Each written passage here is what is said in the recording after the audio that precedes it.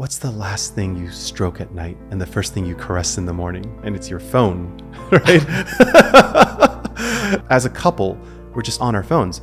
If you go out to a fine dining restaurant and you just look around the room, how many of us are on our phone? We're so non-present, and that was me before. I was constantly addicted to my phone. I was constantly addicted to distraction. I didn't even know I wasn't present because I was dissociated. But there's something that really impacted me. It was the story of the Dalai Lama. The Dalai Lama had this 5-day event, and at the very end of it, he asked the hotel manager to gather the 100 staff in the room because he wants to say goodbye. And they line up, and each person, he's just with them in total presence and ask them about their lives, about their day, about their dreams and their passions. From the CEO down to the wait staff, just being completely with the human inside of each of them. In that moment, is that person in front of them is the most important person in the world to the Dalai Lama. I seek to emulate that in my life when I'm with people. But the interesting thing about being present with other people is that it's all about me being with you and your experience.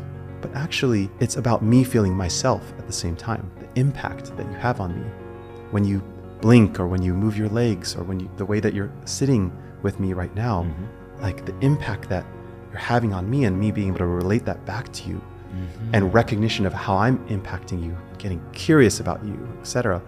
That's real presence in connection. Is presence simply a form of stillness and focus on the person that you're being present with? Or is there more to it? I think there's so much more to it. Something I'm very passionate about is how do we learn and how do we teach, right? And there are two kinds of learning. There's didactic, aka from a book, from a lesson, from Mind Valley.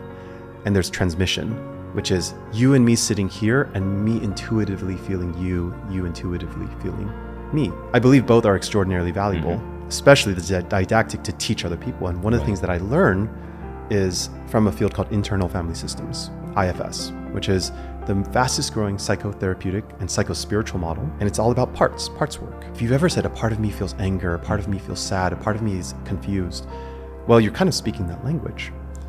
And what IFS says is that there are all these protective parts, and what they're protecting you from is feeling yourself, feeling the tender, wounded inner child of yourself. Those buried deep down parts that IFS calls exiles, the one that has been most prominent in my life is the one that carries a burden, a voice that says, I'm alone.